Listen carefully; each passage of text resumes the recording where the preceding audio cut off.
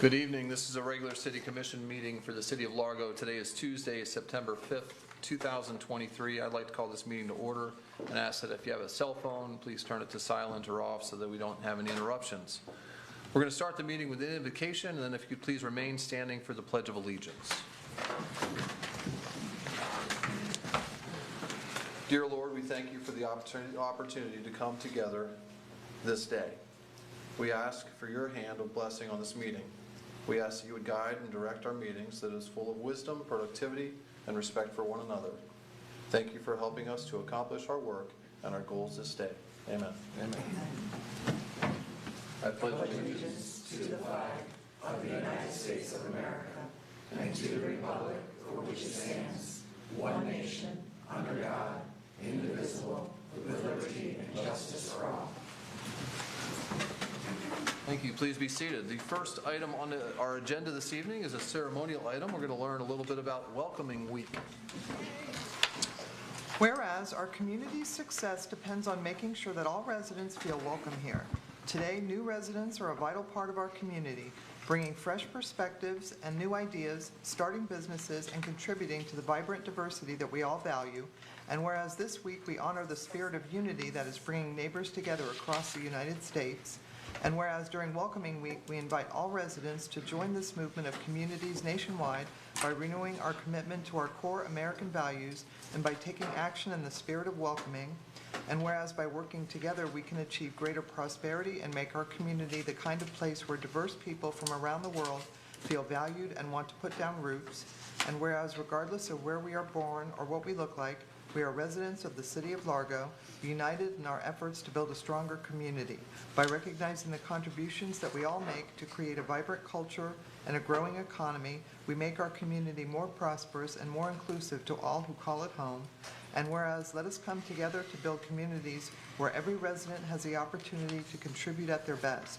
Let us come together to create more prosperous communities and to reaffirm that the City of Largo stands as a beacon of freedom and opportunity. Now, therefore, I, Woody Brown, Mayor of the City of Largo, Florida, and on behalf of the City Commission, do hereby proclaim the week of September 8th through the 17th as Welcoming Week and call upon the people of the City of Largo to join together to build stronger communities by participating in Welcoming Week events around the region. Good evening, Mayor and Commission. Through Welcoming Week, organizations and communities bring together neighbors of all backgrounds to build strong connections and affirm the importance of welcoming and inclusive places in achieving collective prosperity. This year, Welcoming Week is September 8th through the 17th, and there are a few activities at Largo Public Library that you can participate in to help welcome new families to our community. The Home Goods Basket Drive kicks off on September 8th from 3 to 5 p.m. At this event, you can learn about local organizations who support refugees and immigrants, find out specifics on the basket drive, and view some artwork created by local refugee young adults. This exhibit is sponsored by Nicer, Florida. The Barbara S. Ponce Pinellas Park Library, Palm Harbor Library, and Largo Public Library will be accepting home goods for the basket drive through October 7th. To learn more about these and other events, please go to the library's website or give us a call. And with us tonight to help support this proclamation are Catherine Kelly. She's the Community Services Librarian at Largo Public Library. Janet Blair, Refugee Services, Florida Department of Children and Families. Kathy Waz, Acting Director, Palm Harbor Public Library. Sylvia Acevedo, Gulf Coast Jewish Family and Community Services. Elizabeth Brewer, Barbara S. Ponce Public Library, Pinellas Park. And Hannah Coert, Gulf Coast Jewish Family Community Services.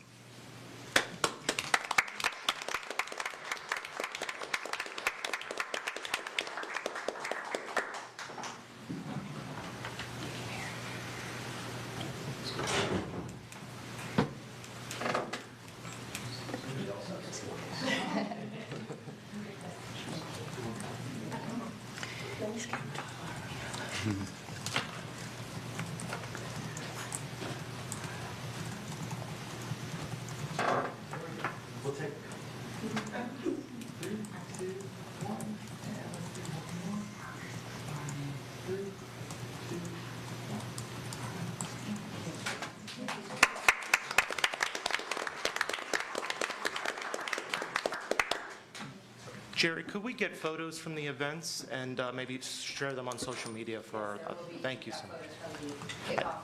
Awesome. And I saw that they've already posted for the basket drive, so I look forward to everything we could help with. So thank you. Thank you, and there's more information online. They'll be collecting stuff for the baskets all month, during the whole month of September. Great. Thank you. Next, we will have citizens comment. If you'd like to speak about something on the agenda outside the consent docket, please wait until an item comes up. Do we have any cards this evening? Mayor, should we invite Commissioner Johnson to join the meeting? Right after citizens comment. Okay. We have 2 cards. First is Greg Gardner.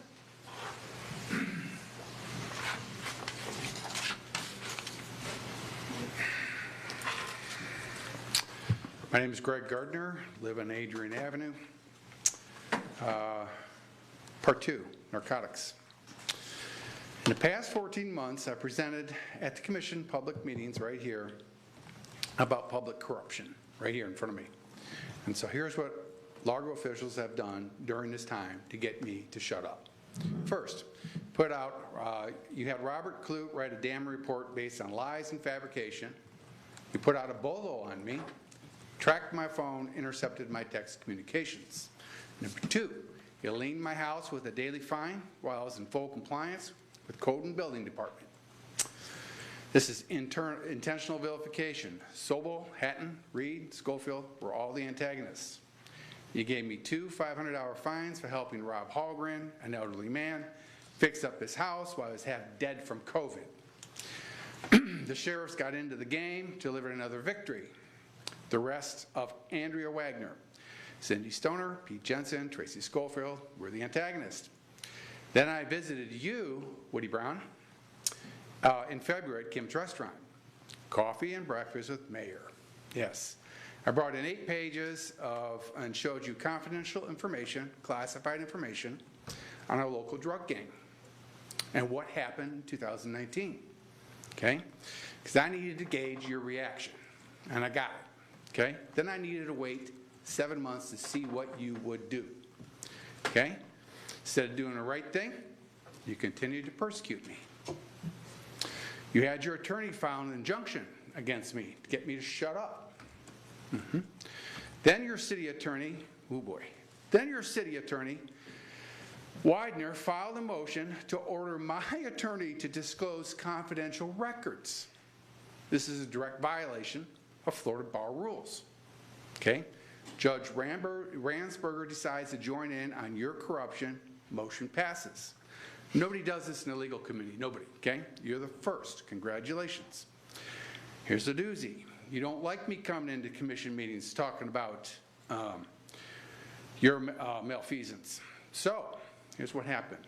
You and Lux tell Maggie to tell Cheryl to get in touch with your attorney, Matt Widener. Widener emails my attorney a few days later looking to make a deal. This is called bribery. Never asked for anything. We're going to be talking about the 52 home foreclosures on mostly elderly people. It's property theft and extortion. We're talking about our drug gang. Okay? First name, last name, everything. Everything about these guys. And the first person we're talking about is Largo's love for Jimmy Gerard. Garrard. Anyone who wants to contact me, it's largocorruption@yahoo.com. Thank you. Thank you. Next speaker is Michael Peltier.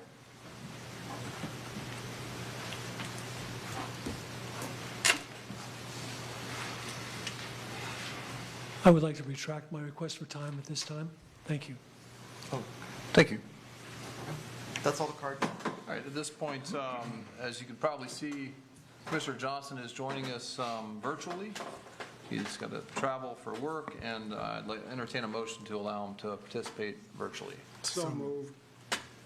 I'll take that as a motion in a second. Yeah, you can do that.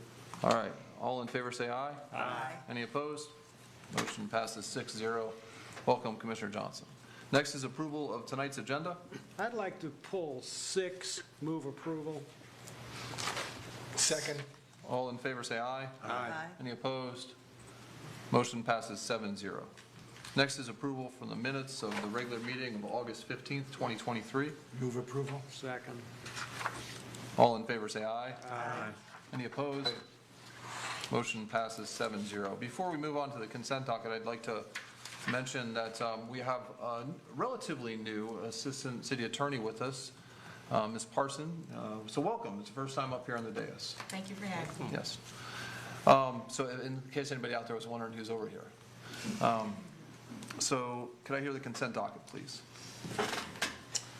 Item 4, authorization to renew school resource officer agreements with Pinellas Preparatory Academy Incorporated and Advantage Academy of Pinellas Incorporated for the 2023 through 2024 school year. Item 5, approval of the scope and fee for resident project representative services by Brown and Caldwell in accordance with Professional Services Agreement RFQ number 19-Q-666 in the amount of $294,160. Item 7, award of contract number 23-B-780, lift station floodplain mitigation to RTD Construction Incorporated for construction in the amount of $2,617,485 and an owner contingency of $260,000. Item 8, award of contract number 23-B-787, Church Creek Drainage Improvements Phase 3 to Harris McBurney Company for construction in the amount of $1,049,133.88 and an owner contingency of $105,000. Item 9, award of RFQ number 22-Q-765, Construction Manager at Risk Services for the Rosary Road Phase 2 Community Streets Improvements Project to David Nelson Construction Company for pre-construction phase services in the amount of $99,383. Item 10, award of contract number 23-P-785, preparation of the expanded Clearwater Largo Road Community Redevelopment District Plan to Kimley Horn and Associates Incorporated in the amount of $200,000. Item 11, authorization to proceed with the purchase of 2 air handler units for the Central Park Performing Arts Center's Tawny Playhouse from Dakin applied through the Omnia Partners contract number R200401 in the estimated amount of $52,295.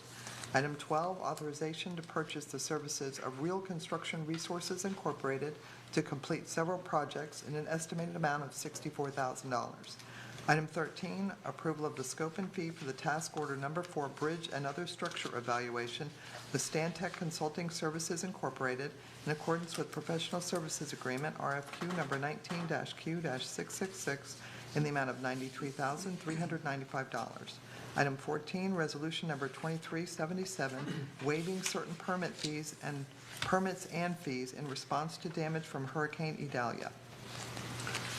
Thank you. For the consent docket, I'll entertain a motion. I move to approve the consent docket without commission discussion and including staff background provided in the commission packets. Second. All in favor, say aye. Aye. Any opposed? Motion passes 7-0. Item number 6, Commissioner Holmes. Yeah, last time around I choked on this thing, and this time I'm choking on it even more. I understand this about getting the recycling done. Once upon a time, we were actually making a little bit of money with the recycling, but I am appalled that we're going to spend $500,000 again to pay a company to take our recyclables that they are going to sell, and we're supposed to get some type of credit back on it. Fine and dandy. I would much rather see, for right now, there is no market on this stuff. Take it to the dump, spend the $500,000 on, affordable housing or helping some of these seniors, pay for the fees that we're now charging. But $500,000 to wait, I think it's Waste Management's getting that. And they're going to, we're doing the work on this thing. We're collecting the recyclables, city's picking them up, and then the city is going to Waste Management, and we are paying them to take our stuff. I am absolutely appalled by this. There's a better way to spend $500,000 than that. I am totally against this. Thank you. Did you have a question for staff or? I don't have any question at all. I'm against it. I know what it is. I was against it last time, and I'm still against it. It's the money involved in the thing. Do we know how many tons of recycling we average a year? I don't know that right off the top of my head, but I can get that number to the commission by midday tomorrow sometime, so. Okay. Because I'm curious how much the tipping fees would be if we took the same recyclables to the dump. I'm assuming that it'd be bigger than $500,000, and I think we've looked into that in the past. You know, the cost of, because if we just diverted this recycled material to the dump, we'd have to pay tipping fees about $40 a ton. Yes, sir. If you would like, we can put together some cost analysis on each side of this and bring it back to the commission. Okay, I'd appreciate that. I know that can you talk a little bit to the cost of, or the revenue that we sometimes receive from recycling compared to sometimes it costs us to recycle? It basically is a lot of different factors now than before. Before it was more in line with, we were taking it there, and there wasn't as much inflation, there wasn't as many costs associated that cannot be adjusted compared to now. We have looked at different avenues, not as in depth. We are planning to hire. We have a solid waste manager, a new solid waste manager starting actually in about 2 weeks. So this could be a good situation for him to take a look at, and we will look at it together, of course. But basically, the change in what it costs to get these materials into the hands that it needs is now factoring in at a level that is there's just not as much. Not any revenue to be had at this point in time. But if those factors change, then there can be adjustments that are made back. Oh, yeah, this is more than $500,000 because we have extra trucks that are used strictly to pick up the reclaim. We have extra personnel who are out there just picking up the reclaim. There's nothing wrong with that. I'm just saying you've got other financial aspects to this thing. And like I said, there's the tipping fees is one thing, but the city's overhead is still rolling on this stuff. So if we're going to do the study on this thing, let's see all of it. How much are these trucks costing? How much is the personnel cost? Let's put all that in there. Then we're paying, let's take the $500,000 as a, quote, tipping fee. Let's compare it with the other trucks. Let's see what it all looks like. Yes, sir. You got a new guy hiring. I'll bet you he's happy. Thank you. Commissioner Robinson. No, I was just going to echo your statement. That was actually my original comment was that. And then, kind of to Commissioner Holmes' last comment, I think, if we decide that we're going to take the recycling to the dump instead of recycling, you're still going to have trucks to pick that up. You're still going to have personnel to drive those trucks. I mean, I think all of that overhead cost is going to be pretty similar. I mean, because the trash doesn't just go away. So I think the significant cost difference would be whether it's the tipping fees at the dump or to pay waste management to take this is going to be the difference. So, maybe it's just two different ways of looking at it, but I think, apples to apples is probably going to be pretty close. I do think that it's worth having a work session discussion sometime in the future about the future of recycling. Clearly, I think single stream, we're the first city in Pinellas County to do single stream curbside recycling, was state of the art, but it caused some unforeseen challenges, such as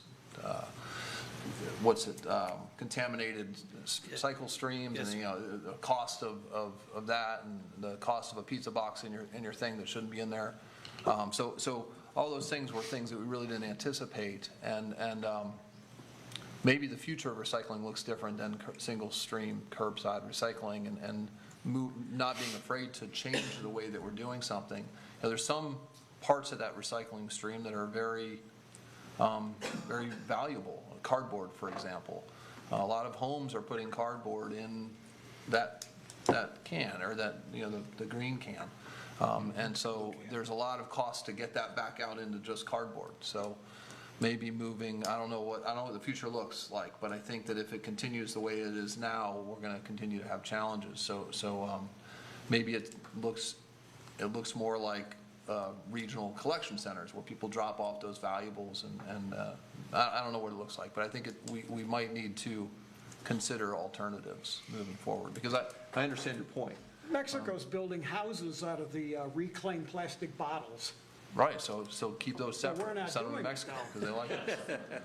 Like, Ship them I to don't- you know, I don't- the challenge has always been, since we started doing the single stream, was separating it cleanly and having valuable aluminum. There's still a cost to aluminum, right? Right. But it costs more than the aluminum is worth to get it back into just aluminum. So how do we fix that? I think that's worth having a work session discussion with people a lot more knowledgeable in this area than me.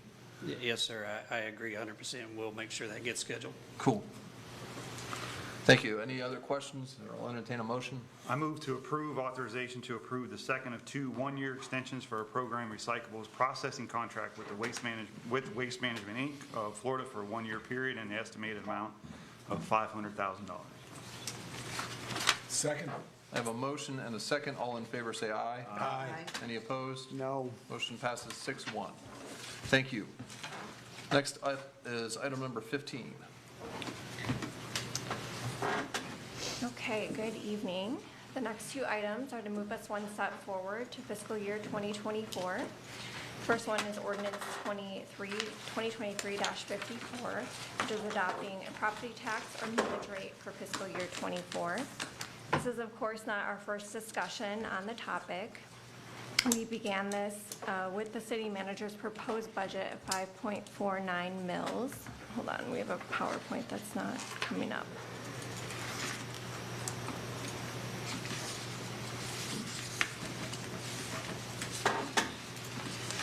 Okay, thank you. Next slide, please.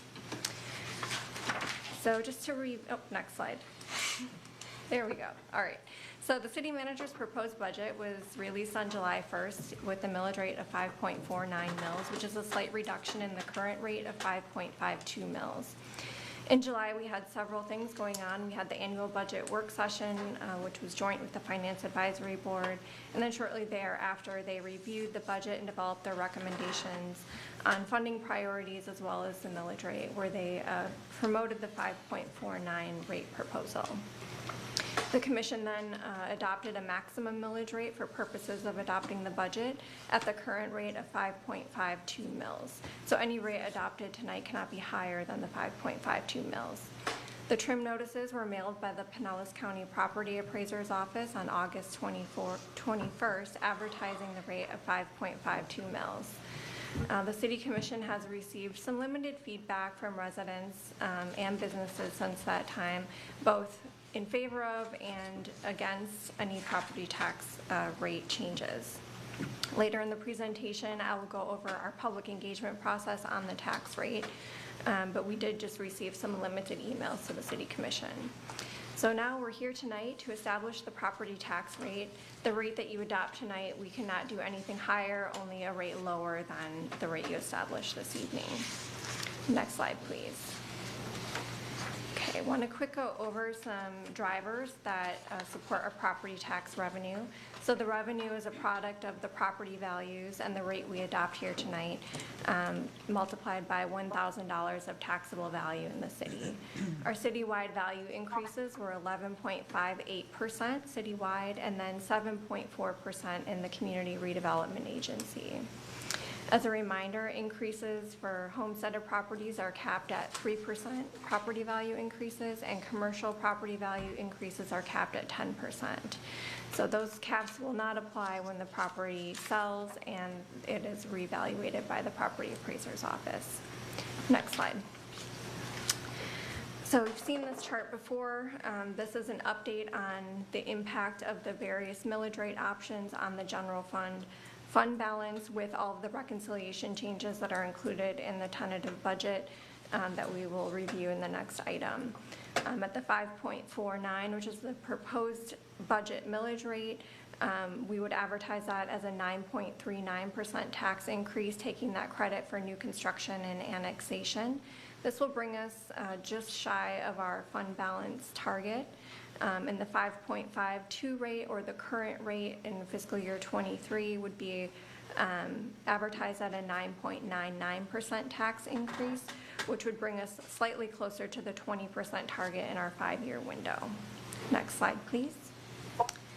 So because each homeowner and business will experience a different increase in their taxes paid based on the most recent real estate transactions and whether they have a homestead exemption, et cetera, the Pinellas County Property Appraiser's Office does have a robust web page which is dedicated resources to help property owners understand their proposed tax bills. So we have that listed as a reference for anyone watching tonight. Next slide.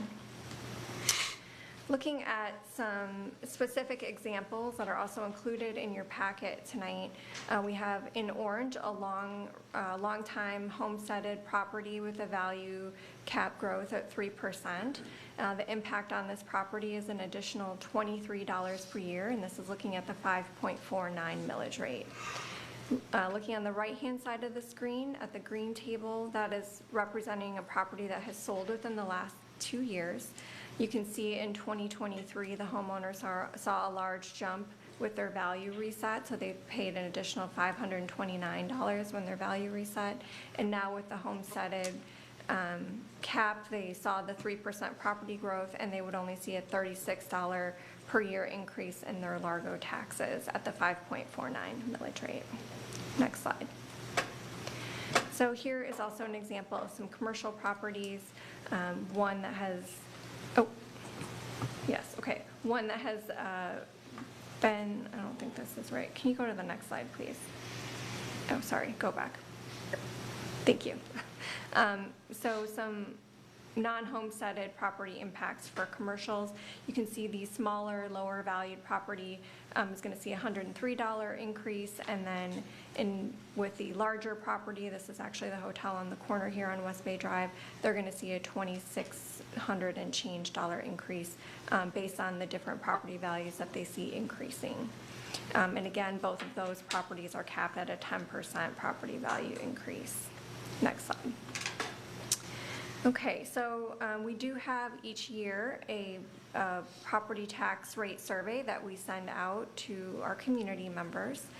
We started this several years ago to get specific feedback on the property tax rate since we were receiving limited feedback on the time when everything is advertised in the trim notices.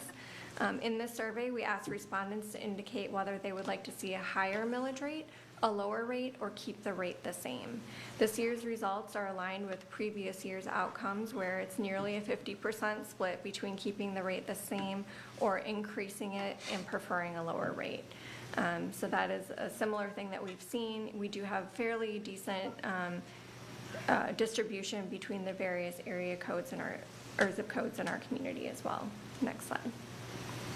So we also offer the opportunity for people to provide comments, and the comments are surrounded mostly around the selection of wanting to reduce the rate or keep the rate the same. And you can see here those themes. First is generally we want to see the rate stay the same or be reduced because people are experiencing impacts on low income and long-term residents. So they believe that we need to keep an eye out for those residents in our community. We're also seeing high costs of living, but people also want us to maintain the services they rely upon. So many of the comments were focused around encouraging us to reprioritize our spending and find ways to prevent tax increases while maintaining the services that the community cares about. Next slide. Okay, so this concludes my presentation on the tax rate. We have several ordinances prepared tonight, both at the 5.49 and the 5.52, and I'm happy to answer any questions that you have before you make your decision. Ordinance number 2023-54, an ordinance of the City of Largo, Florida, establishing the property tax rate for the City of Largo for the fiscal year commencing October 1st, 2023, and ending September 30th, 2024 at 5.4900 mils, an increase of 9.39% over the rolled back rate of 5.0187 mils, providing an effective date. Thank you. Do we have any cards? I have one card from Matthew Faustini.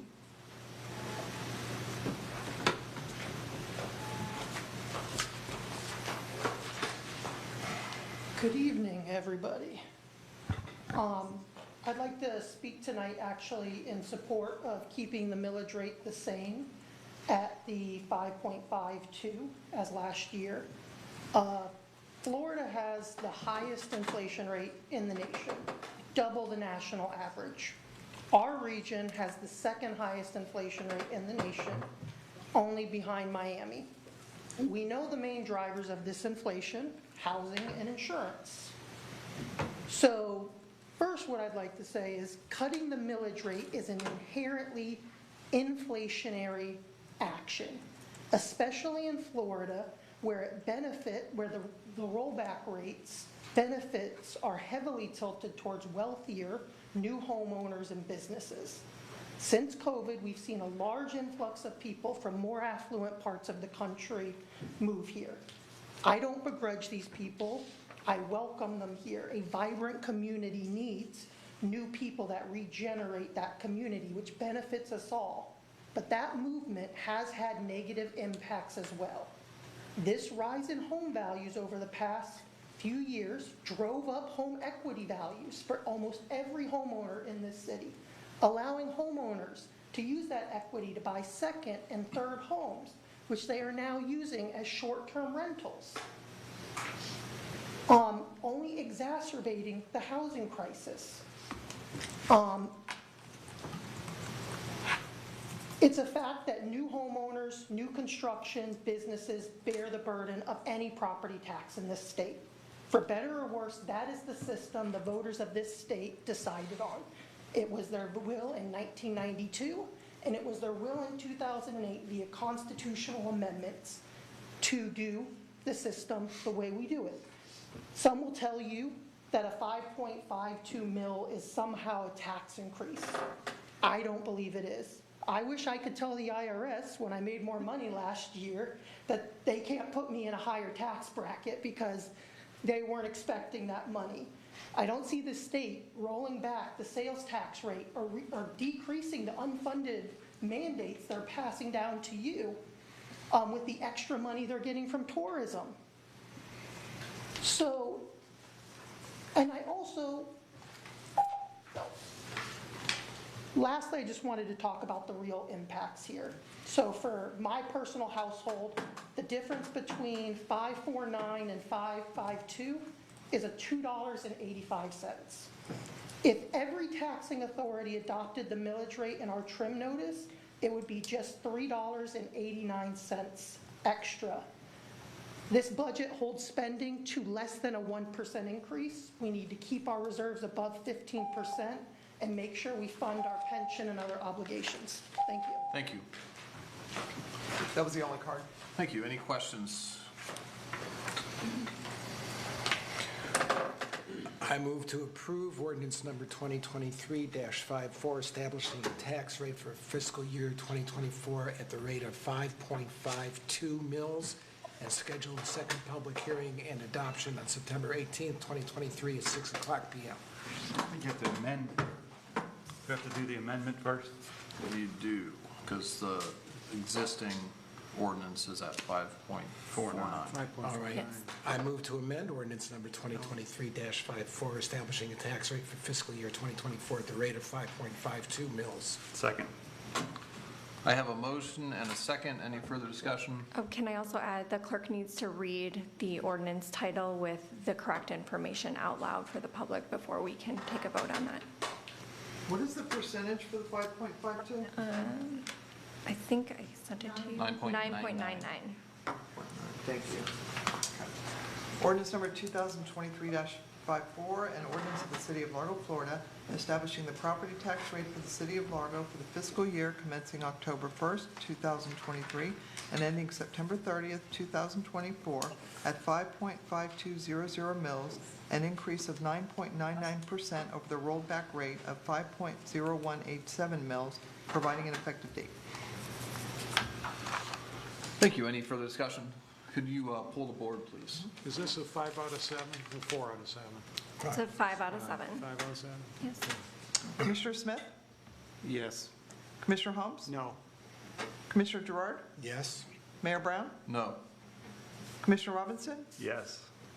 Vice Mayor Hulk? Yes. Commissioner Johnson? Yes.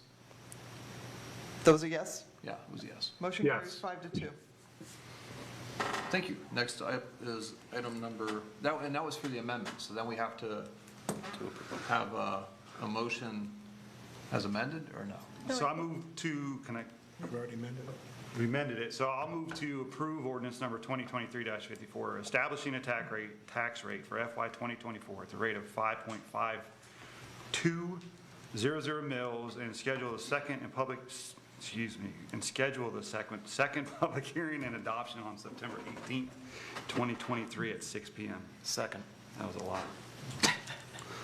So we have a motion and a second. Could you pull the board, please? Commissioner Holmes? No. Commissioner Gerard? Yes. Mayor Brown? No. Commissioner Robinson? Yes. Vice Mayor Hulk? Yes. Commissioner Johnson? Yes.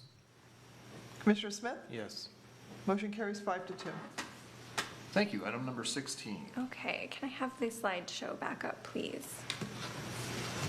All right, so part of the process requires us to adopt first a tentative budget, and then if there are any changes between now and September 18th, then we will adopt a final budget. Just like the tax rate, we have been talking about this for quite some time. Next slide, please. So we start this process formally in February, where we assessed our strategic plan implementation progress and set the stage for our annual budget process at the City Commission retreat. From there, the city manager provides annual priorities and goals for the upcoming budget cycle, and the executive team sponsors the key initiatives and ensures that the budget requests are developed in support of those initiatives by our team members. We then conducted a highly collaborative process with our executive team and assistant directors where all budget requests were prioritized, and departments also identified ways to reallocate existing funding to advance these strategic initiatives. Departments engage in public engagement throughout the budget development process, along with our citywide engagement activities that we reviewed at the last work session.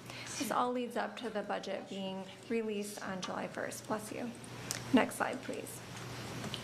So giving a budget overview, since we last met in August at the work session where we reviewed the list of reconciliation changes, the updated list is included in your packet tonight. Those changes comprise mostly of updates to budget estimates and reflect the anticipated costs of the PBA contract that's currently under negotiation. And the main change reflecting in that 9.98% is due to capital project rebudgets that we were unable to do in the current fiscal year. So the tentative budget presented for adoption tonight totals $258.3 million, of which $108 million is in the general fund. Next slide. So a quick overview of the key focus areas from our strategic plan that are being advanced with this budget. Under the sustainability area, we are focusing on affordable housing, energy management, and our organizational excellence through team member recruitment and retention through the provision of competitive salary and benefits. In the public health and safety focus area, we're continuing our strong focus on asset management and facility and infrastructure repair and maintenance. In partnership with Pinellas County EMS, we have added staffing to support the increased call load for emergency medical services. And then finally reflected in this budget and implemented in the current year through our American Rescue Plan Act funds, additional homeless outreach support in the police department and the community development department. And then finally, in our community pride area, this budget adds staffing in the Largo Public Library, as well as staffing for downtown community events as we work on a plan to fully activate the downtown area in coordination with the completion of the Horizon West Bay project. In total, we have added 16.71 FTEs between the two budget years. Next slide. Finally, I did want to provide this as a summary. This was at the 5.49 mils. Can you go to the next slide, please, actually, since we did the 5.52 mils. You can see here with the wastewater and stormwater increases that the commission passed last month. Those are effective on 10/1, and now with our property tax increase, residents will be paying a total of $109.80 more per year in FY24. Next slide. Okay, before we move on to our questions and discussion, I would just like to thank the Office of Performance and Budget team and our executive team for their work and excellent collaboration this year. It was a little bit harder than normal with all of our cost increase pressures. And I'd also like to thank the City Commission for your leadership and your direction that guides our process this year. So happy to answer any questions. Resolution number 2373, a resolution of the City of Largo, Florida, adopting a tentative annual operating and capital improvements budget for the City of Largo for the fiscal year commencing October 1st, 2023, and ending September 30th, 2024, providing an effective date. Thank you. Do we have any cards? We have one card, Matthew Faustini. You know, Matt, you ought to just sit up front. I don't like being on camera.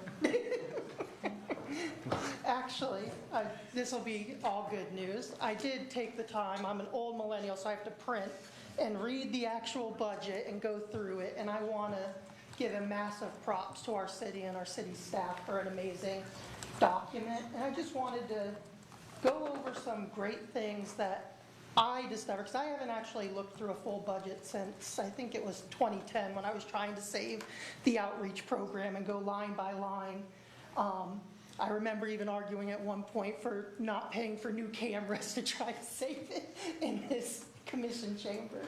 But this budget increases spending by less than 1%.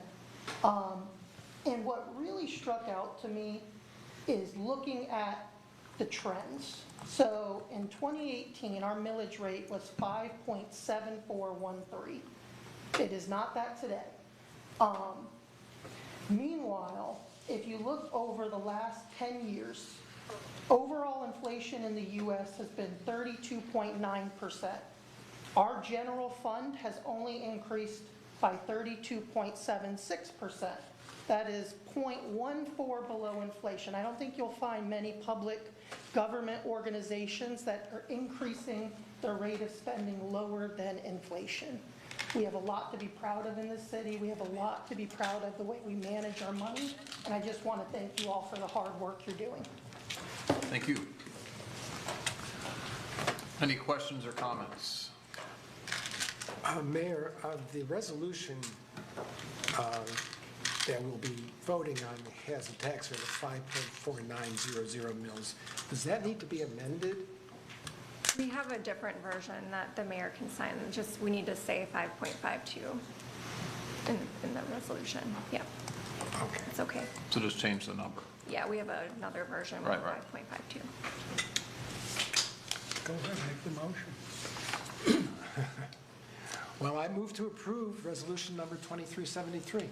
Second. I have a motion and a second. All in favor say aye. Aye. Any opposed? Motion passes 7-0. Thank you. Thank you very much. I'd like to thank Merity, before you leave, I'd like to thank you and your staff for this whole process. Rest up. I know we've got to, going to get started soon, but thank you very much for all the work and great job. And we start on FY25 on October 6th. Yes, not before that, probably. Next up is item number 17.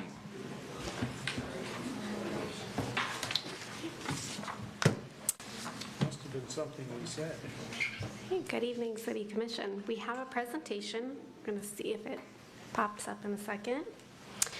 Staff is seeking authorization to negotiate a development agreement with Shady Dell Holdings LLC for the property located at 263 First Street Northwest. Looks like it's popping. There we go. So just some information about the property. It's approximately 1.5 acres. It is an existing mobile home park, and the land use is actually location. This site is in the West Bay Drive Community Redevelopment District, and it's got a mixed-use corridor character district. It is located west of 1st Street Northwest and just north of 2nd Avenue Northwest. And this is just an aerial view of the site.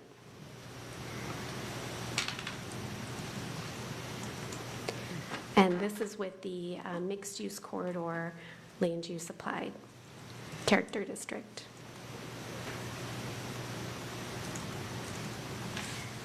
And this is just standing off of First, looking into the existing site.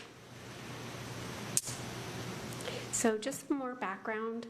The mixed-use corridor base density is 30 units an acre. Based on a approximately 1.5 acre site, that would equate to 45 residential units. However, the applicant is interested in several bonus options that the city offers through the plan itself. That would bring it to 50 units an acre. That would equal 75 residential units total for the property.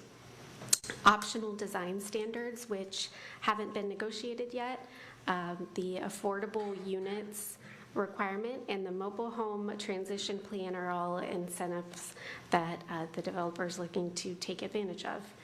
And in total, it will be a 75-unit apartment development if approved.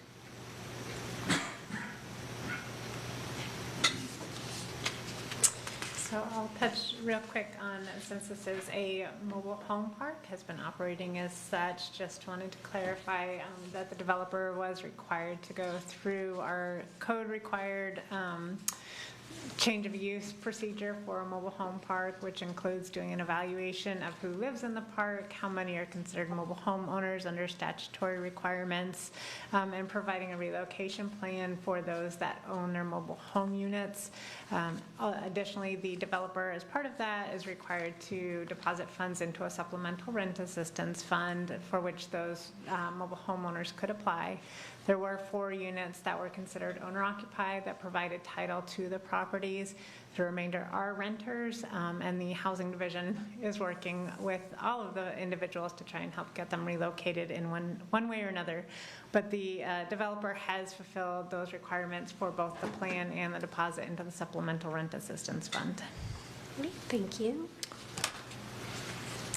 And so the request is that we are seeking authorization for our development controls officer to be able to negotiate a development agreement with the applicant. And if authorized to negotiate a DA, we would be bringing back the proposed terms and conditions to City Commission for further consideration. And next steps, just as a reminder of this entire process, we first would go, tonight's meeting is to request to negotiate the DA terms, and then we would meet with the applicant and discuss a concept plan and have those discussions, and then move into the development review pre-DRC process with them, just to go over any major red flags and site design. And then we would bring back the concept plan and the draft terms and conditions before City Commission. And then the development agreement process is required to hold 2 public meetings, one at Planning Board and one at City Commission. And finally, we would move in a site plan review, and Arrow's team would be working on the affordable housing density bonus agreement approval at that time. So staff is available for any questions. And we also have the applicant is present in case you have any more specific questions about the project. Thank you. Do we have any cards on this? We have no cards. Commissioner Gerard. Thank you. Mr. Tabe, on his application, has a footnote saying that the developer is willing to increase percentage of set-aside units to as much as 100% based on the availability of affordable housing finance options. So he's currently at 20% on the application, but willing to go to 100% if there are incentives there. Are there incentives to increase that, or is that just, a nice thing to say, but no avenue to get there? Good question. So there are different state funding sources that can assist, and that may be one of the items he's looking at, is different financing options through there, or through the county has some different programs too, such as Penny for Pinellas. We recently got approval for one of our funding sources to be able to assist with some more rental. Our state money has very limited use toward rental housing, so that is a limitation for us. The only difficult part with that federal money is it does have some other stipulations with it that make development a little bit trickier. So it is something we can look at. However, Parkland impact fees are already waived in this redevelopment district, so that is not an option. There's definitely not a stipulation that he's cannot exceed that 20%. So we'd have to look at what funding might work or connect him to other funding sources. I think we've provided some of that information on some potential options for that as well. So that'll be part of the initial discussions and even going prior to the pre-DRC meeting. Right, and we have provided those state and local options that are out there. Like I said, our SHIP money unfortunately is very limited. The majority has to be used toward homeownership opportunities, but we can definitely look and see if there's any other options to help with that as well. Okay, great, thank you. Thank you. Commissioner Holmes. When you said owner-occupied, I assume you're just talking about the trailer, not the land. That is correct. So Okay, the so land is under one owner. There are 4 mobile homes that the households have the title to, similar to you would have for a vehicle, that were registered in their name. The Okay. remainder of the residents there did not have title in their name for those, Okay. so they're considered renters. Has Gary already bought this land? He has, yes. Or his company, yes. His company has already bought it. Do these people that are living, I mean, this is the epitome of affordable housing right there, because I remember we ran into this thing with, was it Briarview or Briarwood? We're Briarwood. McConaughey. Briarwood. Briarwood. It was a very similar situation. I mean, even PD said, get them out of there because there was meth labs back there. But, I mean. That was actually a mobile home park officially. It wasn't. Yeah, once upon a time it was a mobile home park, but I mean, I remember the hoops that McConaughey had to jump through just to get some of those people out of there. And I'm thinking, well, this could be years down the road to get this thing taken care of. I mean, I hope these people know what is going on right now. I assume they do. So, all right, that's all I wanted to know. Thank you. I misspoke. I meant an RV park. It was different than this property because it was out there and listed as RV park. So the folks that lived there didn't have any of the protections that the folks that live at Shady Dell have. Yeah, but there was some of those people down there, they actually had mobile homes back there, and they were living in the mobile homes, so. I can just share real quickly. So we did organize a neighborhood meeting we held at the library right off the bat when we first found out about the park purchase and the potential for redevelopment. We had almost all of the residents from the neighborhood show up to that. We have a large Spanish-speaking population, so we've made sure that we are communicating in both languages to the park residents. We also have one of our grant specialists. This is kind of her focus point, so she's been helping to navigate, reach back out to residents, ask them how, what they're doing to get to that next position and for housing. And then we also hosted an on-site event just a few weeks ago to try and go ahead and get applications in to help either the homeowners or the renters with at least some rent deposit assistance and a couple months assistance, so they have that letter to go to landlords. So we are doing what we can to try and help them. How many people live there right now? Well, there's 18 total units, and then 3 have already moved. 1 unfortunately passed. There's one household in process. I'm not sure offhand the total number of people, but so we've got about a third that have already relocated. Well, if you stumble across the figure, let me know. Yeah, we can definitely pull that from the plan. For it if it happens to jump out at you. Yeah, we have that in his relocation plan on about how many live there. Commissioner Robinson. The question was asked. All right, thank you. I had a question about the bonuses seem to be stackable in the West Bay Drive District, and so does the floor area ratio limit how big or how tall? Tell me. No, when it's just an apartment complex, and I apologize because we haven't seen and evaluated the concept officially yet, so things might change. But if this is an apartment complex and that's all it is, then we're just looking at the units per acre, not the floor area ratio. Okay, and the maximum, how many stories is what in a mixed-use corridor? I believe 5? it's Up to 8? It's 6, but they're going to 5 floors. Okay, and I think it's a great design. I like the fact that it's pushed up right up to the road, so that there's a natural parking buffer between them and the single-family homes behind. It's right next to a great little park, so it's a great spot. So, and hopefully it's some nice affordable housing, so maybe some of these folks can move back in a couple of years. I move to authorize the Development Controls Officer to negotiate a development agreement with Shady Dell Holdings LLC for the property located at 263 First Street Northwest. Second? I have a motion and a second. All in favor, say aye. Aye. Any opposed? Motion passes 7-0. Thank you. Thank you. What Jerry wouldn't do to keep up from fixing that road. I will now recess the city commission meeting and convene the CRA meeting for one item. Item number 18. Good evening, Mayor, Commissioners. Thank you. This evening on your agenda, we have a modification and modification and a partial release of the CRA's previously executed right to repurchase signed back on August 14th of 2019. So just a brief recap of the incident. In July 17 of 2019, the CRA board entered into a purchase and sale agreement for the purpose of selling a parcel of land that's now underneath the properties, the homes being built at what's known as Skyview Townhomes.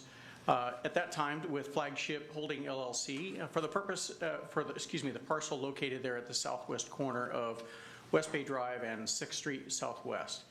And that was done as a means to try to execute and continue to execute on the West Bay Drive CRD plan to incentivize the development of housing, residential housing, just as you just spoke about. Again, on August 14th of that year, the CRA signed the right to repurchase agreement, giving the developer at that time 2 years for which to complete those homes.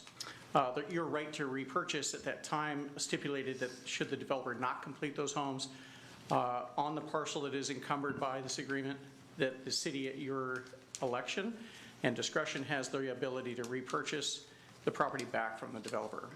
However, as is the case during COVID, we've experienced several developers that have run into significant challenges with completing projects on time.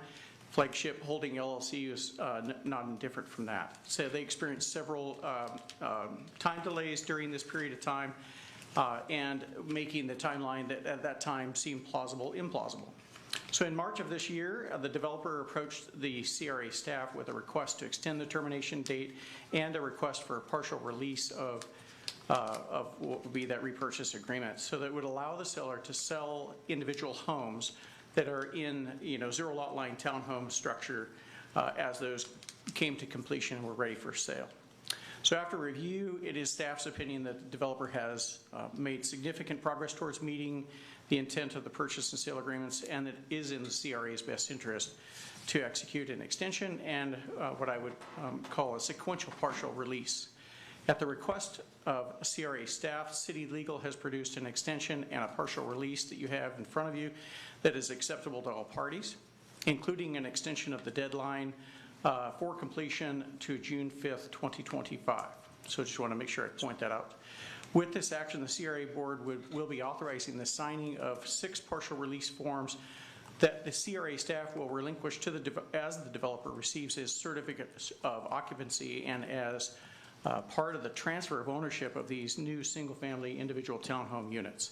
So the developer does have 2 homes that are closing this week, and so with your approval, if this is approved tonight, I'll hand deliver notarized copies for lots 14 and 16, as one of those is scheduled to close tomorrow. So staff is now available for questions if you have any. Thank you. Thank you. Do we have any cards on this? We have no cards. Any questions? Well, I move to approve the modification and partial release of option and right to repurchase real property between the City of Largo Community Redevelopment Agency, CRA, and Flagship Holdings LLC. Second. I have a motion and a second. All in favor say aye. Aye. Any opposed? Motion passes 7-0. Thank you, Mayor. Thank you, Commissioners. The CRA meeting is now adjourned, and we'll convene the City Commission for items from the dais. Ms. Parson, good job today. Do you have anything to share with us? Absolutely nothing. You did great. Keep up the good work. Vice Mayor Hulk.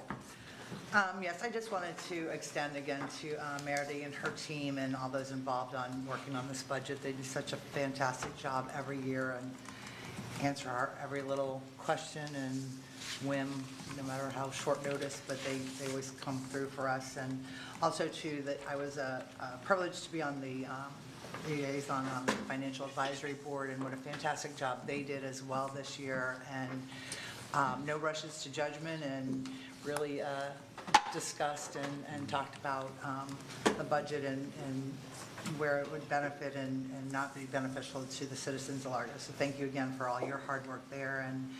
And Mr. Faustini, thank you tonight, too. That was cool hearing some of our old mill rates, and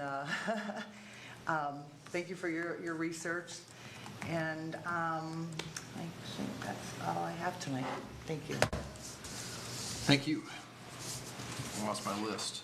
Mr. Johnson. I would echo everything that Commissioner Hulk said. She did a wonderful job summarizing my exact thoughts. So thanks, Donna, for saying that. Great job, Matthew. Appreciate your input, and great job, team, and Finance Advisory Board. Thank you. Thank you, Commissioner Smith. Quote Vice Mayor Holmes. Hulk. You got a promotion. Everything she said. I also wanted to say the Welcome Basket Group, our libraries do a great job doing that. It's so cool to get out there and see the families and everybody every year and the joy in their faces. So if you can donate something, please stop by one of our libraries.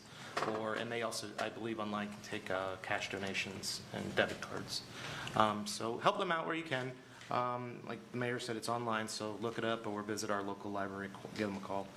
The other is, I got this request right before I walked in, so I don't know, I wasn't able to visit it, but is our recycling, and I was going to ask it on the last question with the recycling issue, is the recycling center closed? I had a lot of people over the weekend, and 3 of them actually reached out to me and said they could not take their recycling there. It was actually closed. Starkey? On Starkey. They weren't picking up bulk, is what it was. It may have been road work. Was that it? Okay. Well, no, they finished that. I think we got a memo on that there were certain days they weren't going to be picking up the commercial stuff. No. The when people want to drop Road it off. Recycling Center. Well, I know. I just pedaled by it the other day. The sidewalks are done. I can check on Yeah, that's just, I had like 3 people all of a sudden hammer me before I Well, came yeah, in. they asking had about barricades up there, and they said the recycle center's closed. This was day before yesterday. So that I'm just curious about that one, so I can reach out to them. The others, we talked about it, and it may have been something we are looking at, and I may have missed it. We got the Commissioner Robinson made a comment about like having kind of a employee plan of what departments need what. Are we going to be getting into that a little bit more and doing like a 5-year employee, like what departments really needed, like we did with the public safety, but instead more looking at employees at all the departments so we can all kind of have an idea of it. So is that something we're batting around or something we could talk at the retreat? Yes, Commissioner. The OPB team is already working on that process for the next CIP. Okay. So it'll run concurrently with our CIP, and the commission will see that at the next retreat. All right. Thank you. That's all I have. Thank you. Thank you. Commissioner Holmes. I have nothing. Thank you. Commissioner Gerard. Thank you. First of all, I'd like to echo Commissioner Hulk and Commissioner Johnson's comments about the staff and the excellent work that they do on the budget, and they work all year long on it. It's not something they started last week. So congratulations and thanks so much. It makes our job a little easier. I do have something I'd like to read. It's going to take maybe 3 minutes to do it. It's all in the spirit of goodwill and all, but I just want to put this out there because I've talked about it for a while. And I'm going to be using some global figures that we can, in your mind, you can maybe, see locally. So let me start out by saying, well, I was speaking with Maggie today about city code updates, and for me, particularly regarding lawns and native plantings, among others. And Maggie told me there's a work session coming up to discuss just that in May, 8 months from now. And while I'm glad it's on our radar, I'd love to see that moved up because it's important. So globally, bird populations are collapsing worldwide. 2022 report by the North American Bird Conservation Initiative states that the United States and Canada have lost more than 3 billion birds in the past 50 years. Basically, we are looking at a mass extinction event that is in process right now. Entire species have already disappeared, and so if you can maybe visualize our skies with no birds and what that would mean to humanity and to our environment and our daily lives, and I do want to say right now, this is not science fiction, this is happening. Likewise, and you've heard me say it too many times already, pollinator populations are crashing as well. The impact on humans will be devastating if we don't fix it. Agriculture, as we know it, will end. The true pests, mosquitoes, ticks, cockroaches, and the rest of their ilk will explode because we've killed off their natural predators. So what's Largo got to do with this? Well, first of all, the fix has to start somewhere, and already communities around the country are changing their codes to encourage native plantings and to open the door to sensible, economical alternatives to the, in my opinion, and I'll argue it all day, the patently foolish manicured lawn. Short lawns destroy habitat. It's as simple as that. And our code limits lawns to 12 inches. It's arbitrary and makes no ecological sense. It contributes to heat, it gobbles up water, and encourages the application of tons of destructive chemicals to, quote, keep our lawns green and beautiful. What would happen if we increased that cap by even as little as 6 inches? Well, first of all, Commissioner Robinson wouldn't have to mow his lawn every week. Amen. Amen. Okay? Summer mowing could go from every week to every 2 weeks, and in the winter, we could maybe go to once a month. And not just for Jamie, but for every homeowner and property owner in the city. I appreciate you thinking of me, though. Well, you're always on my mind, and the best for you. So think of the savings in gasoline and fumes and noise, or the chemicals that won't be dumped on our lawns. Think of the water we'd save, and just a simple adjustment from 1 foot to 1.5 feet. Or we could get really bold and take it all the way to 24 inches. Taller grass provides habitat for pollinators and food for birds and other beneficial species. We'd basically be giving them back their homes. I've pushed native plantings at every opportunity, and this isn't fanatical, this is important. Invasive species are harmful to natives and to our health. Worldwide, invasives cost our economy over $420 billion every single year. As a progressive municipality, we ought to be encouraging native plantings throughout the city, and maybe our neighbors will catch on. Maggie pointed out that there's some concern that SB 250 will preclude city action on this until 2025, and I say that's not so. We don't have to force people to do anything. We can encourage them to do the right thing to their benefit and cost savings. So I brought this up a lot, and now I'm taking more than usual time here to press the point. I would like to know how my fellow commissioners feel about this. Do you think that it would be possible to move this up from 8 months to maybe just a little sooner so we can get this on the table and start to move forward, and maybe some other cities in Pinellas County will start paying attention and doing the same thing? My yard already thrives on neglect. And so Commissioner Holmes is on board. Yeah, he always has been, though. Yeah. You'd be surprised how green weeds are. That's right. Weeds are only plants that aren't where people want them to be. If I put chemicals on my yard, it'd probably die. She's on a small Well, dog. I think it's a good conversation to have, and we could certainly have that conversation. I think that, I'm not sure that we are out enforcing height restrictions on native plants that are planted in front yards. There's plenty of yards, like one in my neighborhood, that's almost all native plants. It's not lawn, it's not turf or lawn at all, which is what you're talking about. Well, I'm talking about lawns that are over 12 inches, and we do cite lawns that are over 12 inches. And all we'd have to do is say, well, let's go to 18 or 24. Frankly, I think that a lot of people that live in our city would be upset if we let their neighbors grow their lawns over 12 inches. And now, if they replace them with native plants, I think they'd be okay with that. But I think that we can have that discussion. Well, I just repeat, Mayor, there are already cities around the country that are removing those height restrictions, and the people actually Actually, once they see it and get used to it, they like it because it's beneficial. It does good. So, and you know, you got to start somewhere. All right. So I wouldn't be opposed to moving that discussion up. I think that's the question that, Yeah. right? I would not be opposed to having that discussion further, sooner than May. Earlier than May, thank you. All right. Well, I Very appreciate good. it. I really do. Thank you. I can even have a course on neglect. We're not talking about neglect, Curtis. Let's take a field trip over to. All right? But thank you. Thank you. Commissioner Robinson. Your heart in the right Thank place. you, and thank you for having me follow Commissioner Gerard. After that conversation, I appreciate that. Prolific.